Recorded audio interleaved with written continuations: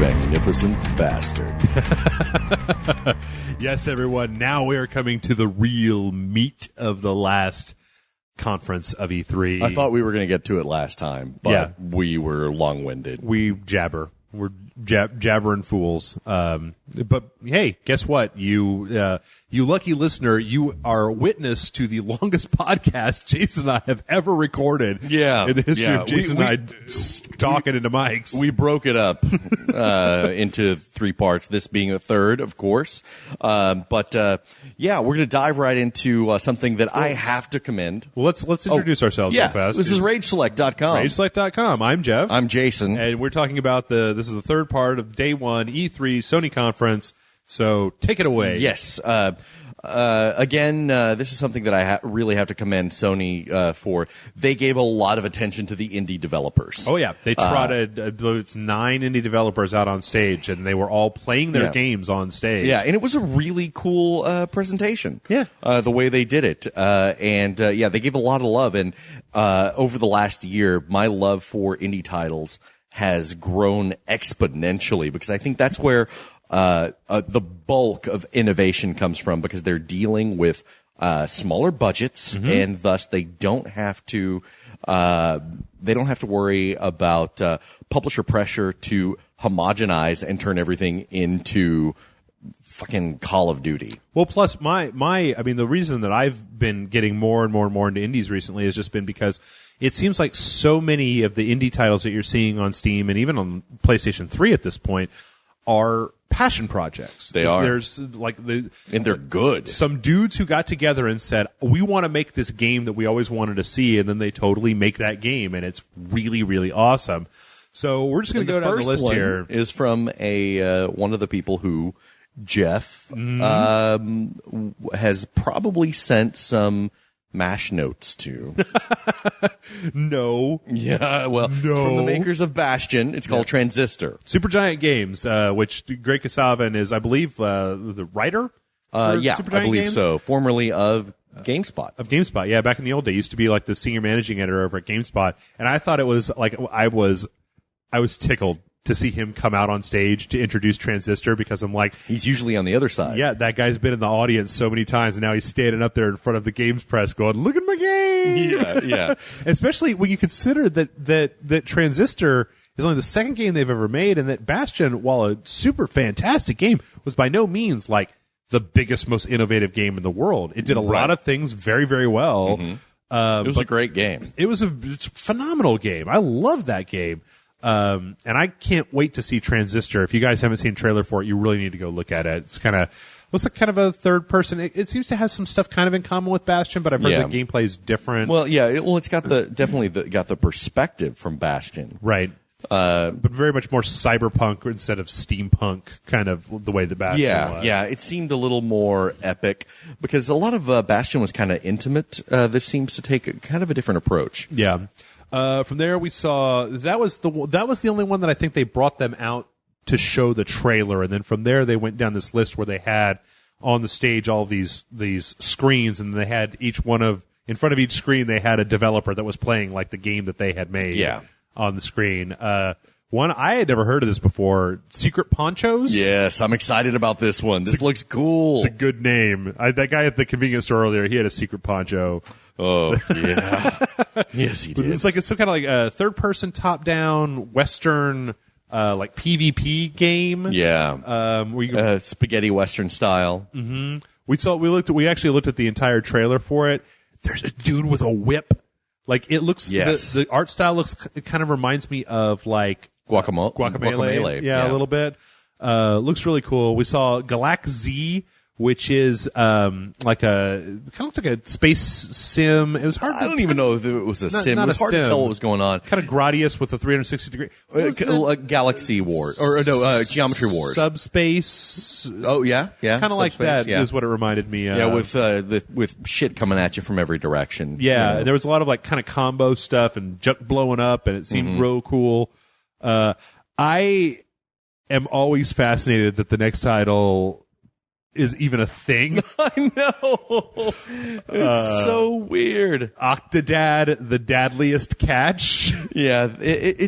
Octodad, I didn't play the other one, but it seems kind of quappish. Do you know the conceit of the game? No. It's like you have control independent. It's kind of like Surgery Simulator where you have direct control over each one of the Octodad tentacles, and it's like, as far as I could tell from what I've read, is that you are tasked with pretending to be a human being, even though you're basically just an octopus shoved into a suit and pants. Yeah. So you end up like just tearing everything up in your desperate attempts to do anything. Spastically flailing around. And I've got to say that the dadliest catch is probably one of the best pun subtitles. I think I've Brian ever seen. Salisbury might have came up with that one. Another one that I didn't even expect to see in the indie category, but apparently the dudes what made Oddworld are remaking Oddworld Abe's Odyssey into like an HD version. Yeah, and it's funny because before all of this started, I was saying, you know what? They need to bring back Oddworld because that's got a lot of love. Maybe not enough commercial success to really push forward a huge mainstream release, but here it was. Oddworld Abe's Odyssey, but it seems maybe not necessarily an HD remake, but definitely better looking than before. Oh yeah, well, I mean, even before it looked good. Yeah. For its time, but this is it's. I've been got a lot of people's attention. I've been looking for an excuse to play Abe's Odyssey again, and I downloaded it on the PSP when it was a PS1 title. But the problem was that Abe's Odyssey actually uses the L2 and R2 buttons to do the little hello stuff, and because the PSP didn't have that, you had to like simulate it with like multiple button presses, and it was just shitty. So I didn't play it. So yeah, I'm really, really looking forward to having a good excuse to go back and play Oddworld again.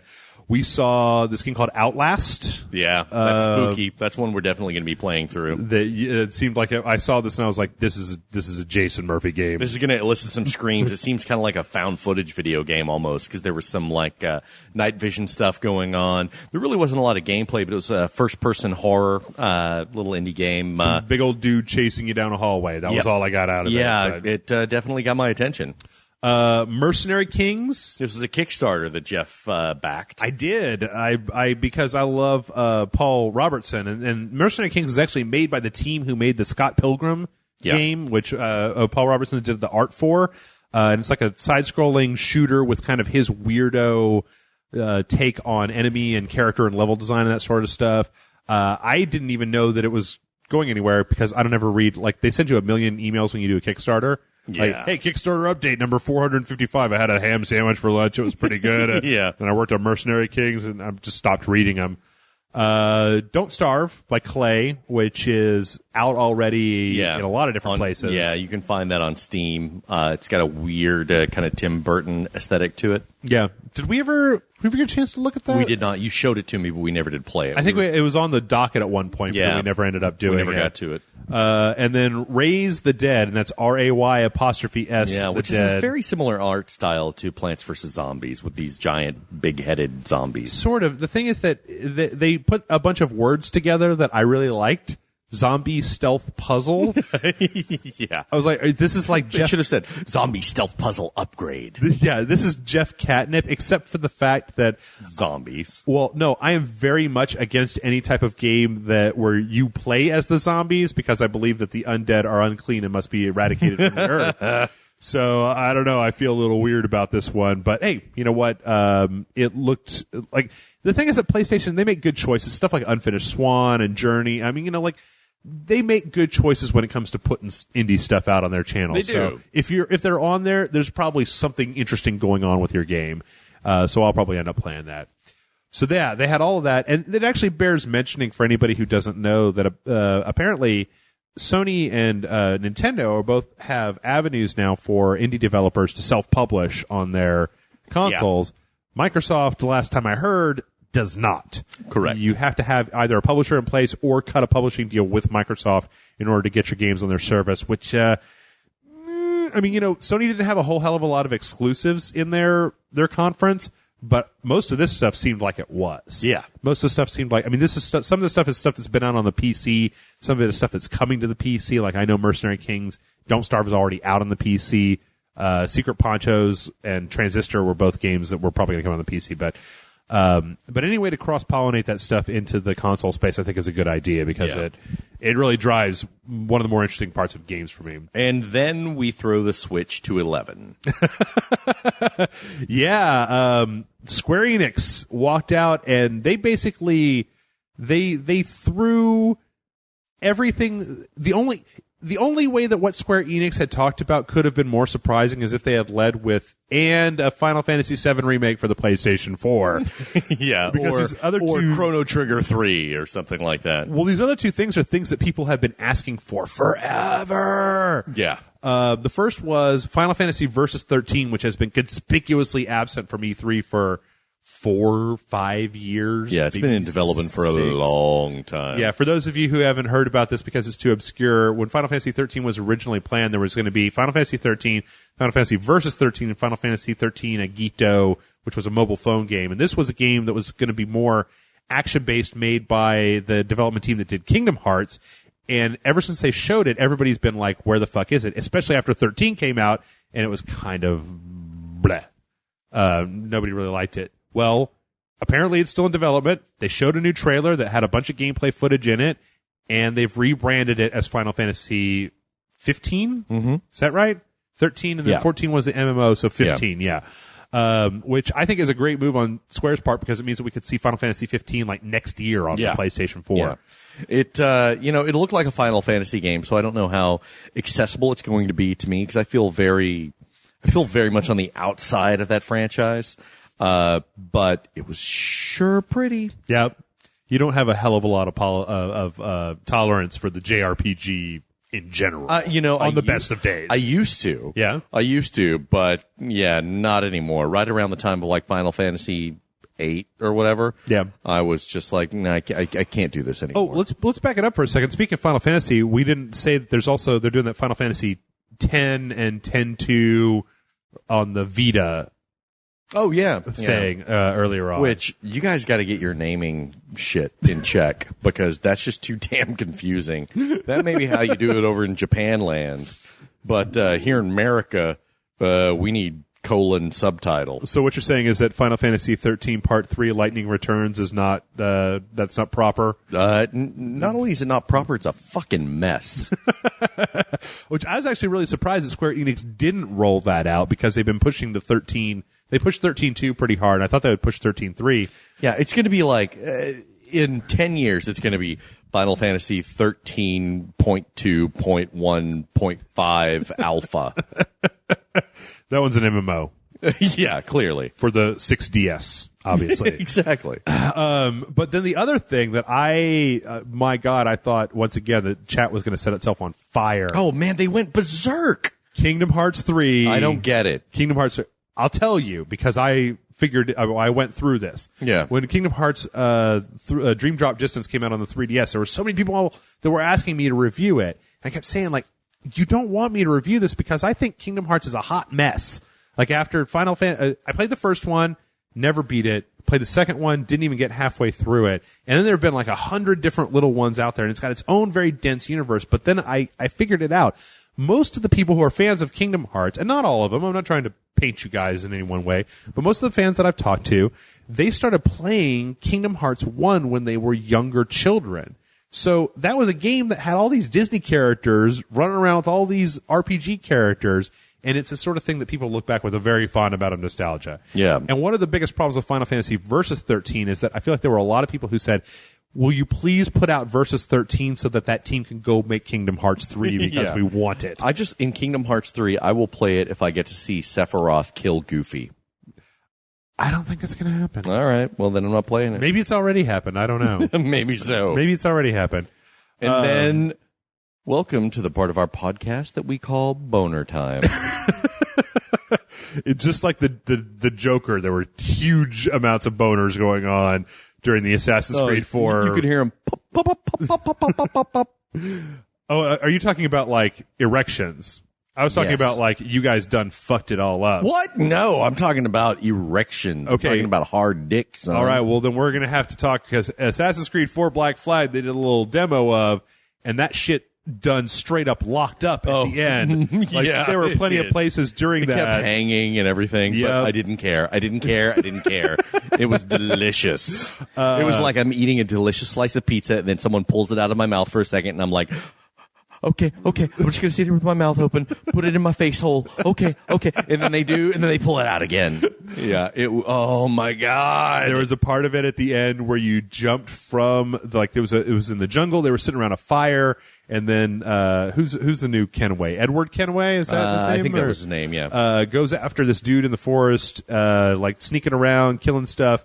And I gotta tell you, this, like, Assassin's Creed 4 Black Flag is demonstrable proof that in the brain of Jeff, if you just take something that I don't like and put a bunch of pirates in it, I'm like, totally on board, bro. Yeah. I did not like Assassin's Creed 3, and this, I'm just like, couldn't be more excited. I thought there was a lot to like about Assassin's Creed 3. It was just so messy. They tried to pack too much in there. Yeah. But they clearly said, oh, this naval combat thing, yeah, that'll get into people's pants. That right was, there. I mean, like, going from assassinating, seamless transition, if you don't count the lockups, of going through the jungle and assassinating people, and then running back to this harbor that's getting blown up by ships, jumping onto your ship, driving your ship and shooting at another ship, and then hooking up to them and jumping over and doing Assassin's Creed combat. I mean, it was just like, it all happened so seamlessly and so fluidly, and it was so beautiful between the jungles and the ships. Yeah, and it went from just this little, hey, we're all sitting around drinking, and within minutes, it was full-scale naval carnage. And is it just me, or does it look like Blackbeard is going to be your Leonardo da Vinci in this game? Yes, Or- it really does look like that. Or maybe cousin Mario. Maybe more cousin Mario. Right. Yeah, this, I hate to say it, and this is kind of hipster of me, I guess, but I hate to say it about such a mainstream game, but this might be the one that left the biggest impression on me. Really? Yeah. All right. Yeah. Well, to be honest, this should be the easiest game for you to play in all of E3 because it should be on PlayStations, it should be on Xboxes, it should be on Yeah. PlayStation 3, Xbox 360, PlayStation 4, Xbox One. It should be on the Wii U. Comes out right? this fall. I mean, Yeah. let's just Well, make maybe sure not that's- maybe not on the Wii U. You don't want to play it on the Wii U? Yeah, I don't want to play anything on the Wii U. The Wii U is dead to me. Oh man. That whole tablet thing is it's a fucking clusterfuck. See, okay, you know what? I'm actually really interested in the Nintendo Direct feed that they're having before because the thing is that last year it was all proof of concept launch stuff. So this year for Nintendo it should be like maybe new Zelda, maybe new Metroid, maybe new doing something interesting with the pad. Hey, maybe new Zelda, IPs. new Metroid, great, whatever. Maybe new versions of the same shit we've seen 100 times over the last 30 fucking years. Okay, well, what about that Yoshi's Epic Yarn? Shut up. Just shut up.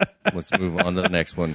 Watch Dogs. No, wait, hold on. Before we leave, I have to ask What? you. Okay, fine. If the only open video game station on the entire E3 show floor where you can play Assassin's Creed 4 is a Wii U station, Oh, I'll do it. will you play it? I'll do it, and I will bitch and film it all, and I will talk shit to the Nintendo people. Like, how do you live with yourself? You know, most of the time Nintendo is this is your last generation, right? their booths are staffed with very nice young ladies who are all very nice. Oh, Don't make them cry, Jason. That's what I'm saying. I don't want to get kicked out because you made that Nintendo lady cry. I'm gonna walk into the Nintendo booth. What's up, cunts? Like I thought, Show me the old shit that you're trying to pawn off as new shit. in 2011 when I went and they let me play Skyward Sword, and I said to the young lady, because the young ladies have to wrangle the things, make sure you've got the straps on for the Wii. Stop calling stuff. young ladies. Just say whores. It's much quicker, much more efficient. Okay. And I asked her, I was playing Skyward Sword, I said, how can I turn off the motion control? Yeah. And she was like, you can't. And I was like, what do you mean you can't turn off the motion control? Yeah. This is a Zelda game. Yeah. So, Really? Because fuck you. all right, well, let's move on to Watch Dogs. Watch Dogs, yes. This was where Watch Dogs really shined. They showed us a lot of new, neat, awesome things, and it was glorious. One of the things that I really liked was apparently you were trying to get this guy who was stealing something out of this apartment. And you went down to the apartment and like jacked into the security camera, and you could see the room. You could jump between cameras. You could activate things in the room, and there was a sequence where the cops busted in, and you had to like distract the cops and then tell your guy to move out of there. And it was a part of the game that we hadn't seen before. And they had stuff that we had seen, like the raising the barriers in the street so the cop cars crash into him. But a lot of it, I did like the part at the very beginning where the cops are after you, and he goes in that coffee shop, and some guy recognizes him, and he starts to call 911. Right, you just walk up and grab his phone and throw it on the ground and step on it, like Turn that shit off. But I really like what I'm seeing from it as far as it seems like something I've been waiting to see for a while, which is an open world game that has a lot of places to go into as well. So right. It's not just rather streets. than just streets. Yeah. That's something that open world cityscapes have been very lacking in. But the other thing that I'd really like to do if we're able to get our hands on it, and this may be one of the ones we have to wait in line, so we'll have to see if it's a thing that we can get access to, is I'm still very curious about what the multiplayer in that game is. Remember that from last time where it was like calling your friends in to help you out of a jam or whatever? Yeah. I'd really like to know more about that. I'd really like to know, can I play the entire thing co-op with a friend? How does that work? Like, can they just come in and grief me in my game and turn my magic phone off or call the cops on me? Or right. So yeah, and then there was one other thing that I wanted to ask you about. It was at the very end of Watch Dogs. Yes. The guy's holding his phone up, and the cops are getting ready to arrest him, and he hits the thing to turn off the lights and distracts the cops. So he hits one of the cops with a baton, and he grabs his gun. And when he grabs his gun, I noticed it went by really quickly. There were red circles around the kneecaps of the other two cops. Oh, really? I didn't see that. I wonder if this is the sort of game where if you kill people, you get like way more flack than like way more wanted level or whatever than if you just wound them. Because you have to wonder, if this guy can shoot a gun, why does he spend half of his time with his freaking little baton? He's going to just shoot some motherfuckers. Yeah. He's basically got if you want to initiate societal change, you got to break some eggs. Sure. And obviously when he puts the little bandana up over his nose, nobody knows who he is at that clearly. point. When he's like, no, now I'm Winter Soldier. So yeah, I'm really looking forward to getting a chance to get my hands on Watch Dogs, just so that I know and we can tell you guys, how does it play? Like, what's it feel like? Is it like GTA? Is it like Assassin's Creed? Is like a weird hybrid of the two? From there, we had the scariest thing of the entire day. Do you want to describe what happened? Okay, here? so they trot out LeBron James. He's just on video, right? And they have LeBron James there, and he's talking about how NBA 2K14 is going to look, and then he starts talking to the in-game version of himself, which was supposed to be animated so expertly, but it was terrifying. It looked like it was like a mutant. It was like, what's wrong with his lips? It was, and that's not a racist thing. I know. No, there was something horrible wrong with his lips. It's like they had modeled his bottom lip so that his bottom jaw was like jutting out, kind of like a caveman. Yeah. Once again, not a racist thing. It just really looked weird. It looked bad. It was the uncanny valley at its worst. Yeah. And it looked like actual LeBron James on video is talking to this. He's like, yeah. What do you think about this? And then it's like, oh my God, he's talking to a Shoggoth. It was fucking horrible. I mean, we said in the last part that, we obviously, Jason and I don't really know shit about sports. I will say the actual basketball parts of NBA 2K14, they looked really good. Yep. I couldn't tell you how they looked any different from the EA stuff, but they looked good. And here comes the next part. Yeah, from there, Elder Scrolls Online. Here comes the next part that makes my balls throb. Could you hear my balls like throbbing from across the room, like making a tone, like ee? I don't know why you're like so church bells. I don't know why you're so ball throbbing about Elder Scrolls Online. Like, because it's Elder Scrolls. It's yeah, online. but it's not Elder Scrolls. It's the Elder Scrolls MMO. I have a feeling you're going to be gravely disappointed when you see the cooldown timers. And you have to be getting groups with a bunch of assholes to go into an instance, and you have to grind the same monster over and over to get the loot that you need to craft that epic weapon. Why are you breaking my heart? I'm over sorry. and over? It's like you never considered any of these things when you got I'm excited. trying not to. I'm trying not to. Who knows? Maybe it's awesome. Maybe and I don't it's know. just like you know what? The smartest thing for them to do is to take Skyrim and just make it multiplayer. I think it would have been smarter. Not even MMO. Fuck MMO. If they had sold DLC, if the last DLC for Skyrim had been a $20 DLC that add like up to 3 more people into your game and add some voice comms in, Yeah. that would have been far more interesting to me than this. This could be some MMO, dick munch. Well, plus the other thing was it wasn't even a stage show; it was just a trailer, Yeah. and they came out to talk about the exclusive. Yeah, the quote-unquote exclusive. You can get into the beta for Elder Scrolls Online, Yeah. timed exclusive. Really? Oh, okay. So we get to find out just how fucking broken your product is. Yay! Aren't we lucky? And then Jack Tretta, is that his Trenton. name? What's Trenton. Trent? Is it Trenton? Trenton? I thought it was Tretta. No, there's definitely an N at the end of his name. Okay. Yeah. Anyway, one of the dudes from Sony comes out with his dick just Tretton. Jack Tretton. Yeah. He comes with his dick just dragging across the stage, and it was a big spiked dong, Holy God. and he was swinging it. He was swinging it at Microsoft, just like, yeah, bitches. That's what was happening. I did not see. We did a podcast. I here's- did not see this coming from. Here is the part where they're like, hey, Microsoft, come over here and let me rub my balls on your face because you can't do anything about it. It was amazing. Yeah, this is one of the most badass things I've ever seen at E3. This is, to be honest, I thought we lived in a time where consoles were so homogenized. You look at the hardware of the Xbox One and the PlayStation 4. Yeah. They're virtually the same goddamn machine. Yep. Like, I was like, oh, great. We're in a place where all games are going to look the same forever. Yeah. Jesus. It was like, okay, the console wars are dead. So we Right. thought, no. Oh, hell no. This kickstarted it. This was Jack Tretton taking Microsoft, lighting it on fire, to quote my friend Carlisle, took the Xbox One, lit it on fire, and kicked it down the fucking stairs. So they come out and basically dropped this bomb. Games on the PlayStation 4 operate exactly the way that games do today. Yeah. No internet connectivity needed to play single-player games. Yeah. None of this licensed bullshit. I can hand a copy to Jason. None of this thing where it's like, oh, you have to be online every hour or every 24 hours. You can't play your game. They're like, yeah, don't worry about that shit. Yeah, none It's of not a this. thing. You can sell your games back. You can buy used games. All of these things. All of these things. Like This was basically a giant fuck you to Microsoft. yes, And which it was beautiful. it was like I'll be real honest. Like we did that podcast.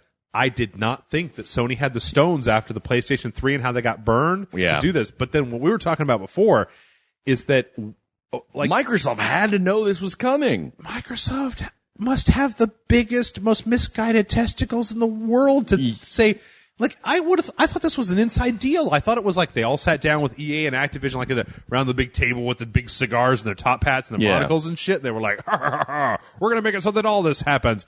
Because why would Microsoft go out on this limb? Why would they think that they can get away with this if Did Sony they think they didn't? had such a hegemony that they could just guess. throw it out there and that everyone would eat it up and drink the Kool-Aid? If they did, wow. Guess who just called your bluff, bitch? Yeah. So, I mean, I just kept looking over at Jason going, I didn't. We couldn't believe it. I was couldn't. stunned.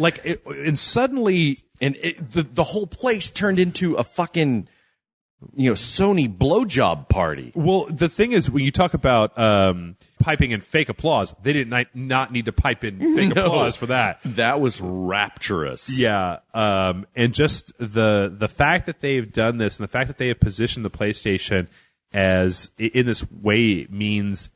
I mean, I saw some people online in our chat room who were saying, "Well, of course, Microsoft is going to back out of their policy." I don't think they can. Yeah. No, yeah, that's too endemic to what they've got set up already. I mean, I would expect to see, you're going to see Microsoft having some early price cuts and backpedaling as soon as they can, because I don't think Sony even bought them dinner. It does kind of make a certain amount of sense when you look at Titanfall being an Xbox One exclusive. At this, it's like, okay. It's like, oh, you think you're fancy? You think you're fancy. But take it. But then it seems also, I don't know. It's just, I'm trying not to just jump on. I'm trying to think this from all angles to make sure that I'm not. Yeah. Because when this sort of thing happens in the video game industry, your first thing is just about, that's it. Sony won. Xbox is dead forever. But you know what? People were saying that when the Xbox or when the PlayStation 3 came out. Yeah. They were saying that's it. Sony's dead. Yeah. Sony's going out of business. They're never going to be around. And here we are with the exact opposite of that happening right now. And I don't want to declare like the winner. But holy shit. I mean, like the writing's on the wall, right? Well, I mean, there may be something that comes along, some little tidbit of information that changes everything. Maybe that may come out tomorrow. Maybe it may have already come out by the time you're listening to this. Very possibly. But you know what? Like, I look at it from just the way that we do business for Rage Select from here on out. We're going to have to be mostly PS4 shop because if Xbox One won't let me rent games from GameFly, I can't afford to buy every single game, especially running an independent website right now, It's like a necessity to go with that. Every person who's a fan of used games, they've got the indie shit on lockdown. Like, they didn't say whether either Final Fantasy or Kingdom Hearts are going to be system exclusives. Like, I think Final Fantasy 15, with Final Fantasy Versus 13, no.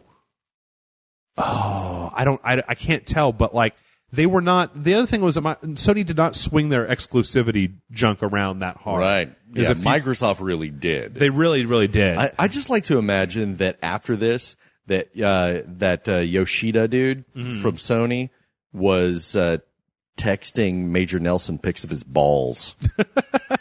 Like, you can suck on these because this is your meal for the next decade. Okay, yeah. Final Fantasy Versus 13 was originally, I thought that was true, was originally developed as an exclusive for the PlayStation 3 because the Final Fantasy 13 was like the first one of the first multi-platform Final Fantasies to come out on the Xbox as well as the PlayStation 3. So, like, you just get into the situation where, like, can you imagine if they've got all the indie development corded, everybody can play and rent games the way they've always done since time immemorial, and they've got some big titles. Like, what if Kingdom Hearts 3 is a system exclusive? Like, they didn't say it. Yeah. Well, you know what? If it was exclusive, I think they would have said it. Well, maybe it's still in talks, or maybe I don't know. Maybe so. But I doubt it. Once again, wild speculation. But between when you look at the PlayStation 4. You've got that Gaikai support, which is going to give them some level, is supposed to eventually give them some level of backwards compatibility for PlayStation 3 games. You've got the PlayStation Plus service that they rolled out saying that the first day that your PlayStation Plus membership is going to roll right onto your your PS4. The first day they're giving you that driving game. What was it called? Drive something. Drive Club. Drive Club. Yes. Yeah. They're going to give you Drive Club day one on the PlayStation 4 if you have a PlayStation Plus subscription. Like, I just don't know. I don't know. It's hard for me to envision a scenario. The only thing that Microsoft seems to have is the exclusivity of some of their titles. And I don't know if that's enough. No. Like, yeah, I mean, those exclusive titles are going to have to be quote unquote killer apps. Well, you can bet your sweet bippy that if you just said that, if Call of Duty was an Xbox One exclusive, that Microsoft would have wheeled that shit the fuck out and said, guess what, bro? Kids, I just want you to know, no one says bet your sweet bippy, not even old people. Only Jeff. So you got to keep it fresh, man. Don't lump me in with him. PHRESH. People say that, right? Nope. Nobody says that anymore? Nope. Anyway, yes, this was amazing. And in some cases, I'm horrified because it means that we were so close to being out of the console wars, so to speak. We're right back in there. Yeah. This just detonated a nuke in the atmosphere. Yeah. And then to rub salt in the wound, there was this great video. I posted it on my Facebook page, Jason Scott Murphy, and it's Yoshida and that other dude or whatever, and it's an instructional video of how to trade video games, how to share your PS4 how games. How to share your PS4 games, and it's basically Yoshida. So step one, hand the game to somebody else.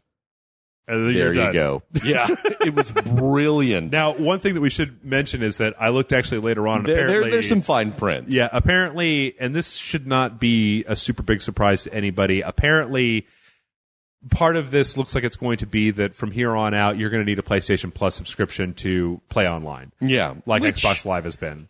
Which really, I mean, the PlayStation, playing online on PlayStation for free, that was unusual. Yeah. I thought. Well, it was a selling point early on. It was, yeah. But then PlayStation Plus has really carved out their own niche. I mean, the Xbox is now, up until the launch, they're doing the same thing where they're giving away some games for free.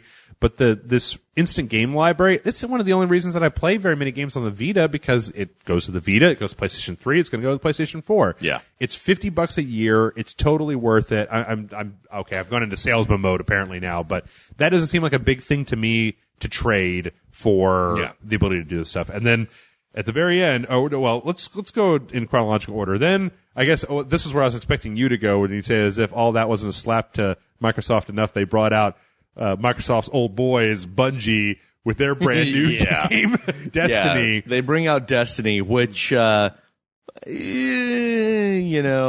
know. I think we'll see how it plays. I think it looks rad, personally. I think it looks okay, but again, it looks like any other. To me, it looks like any other sci-fi game. I mean, it really depends on the mechanics and how it plays. See, I liked. There was a part in the trailer where they go in and they open up a chest and there's like a loot, like color-coded loot, like out of Diablo. Yeah. So if it's basically like Halo plus Borderlands in a slightly MMO environment, I get behind that. Yeah, that sounds cool.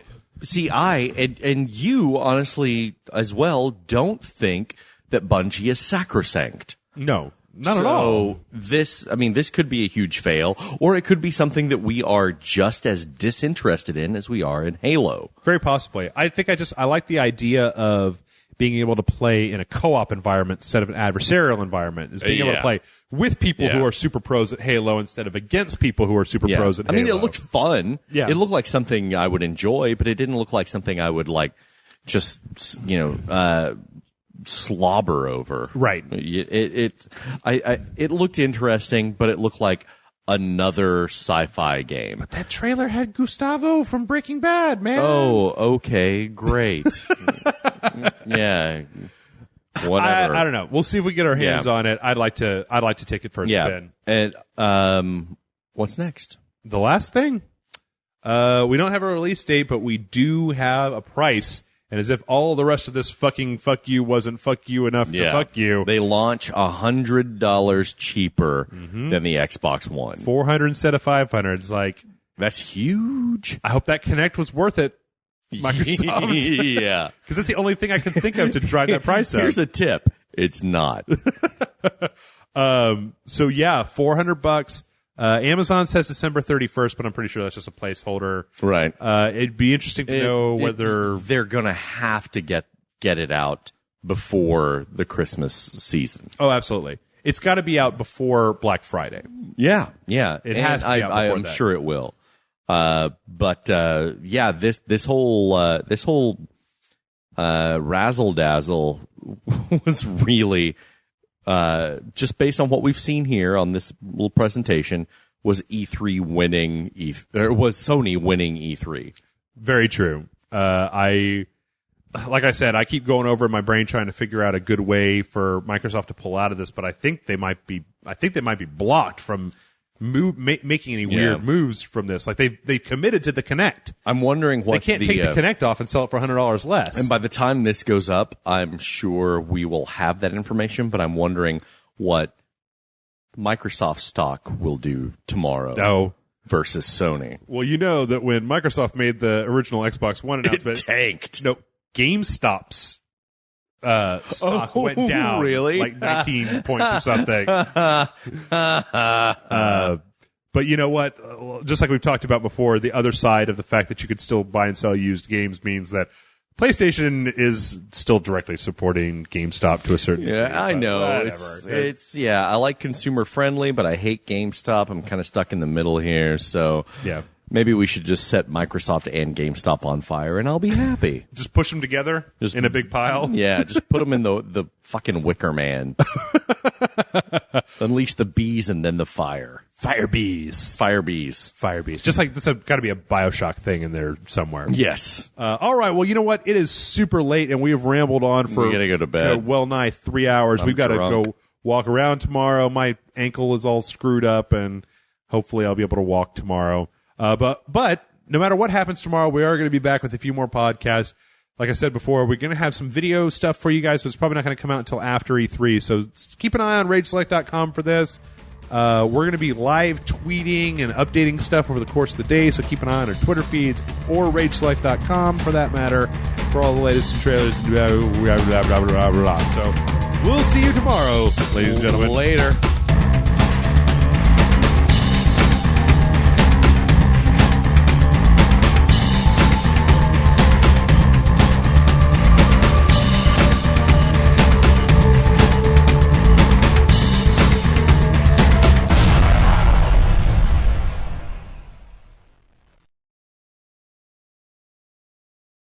Sony, you magnificent bastard.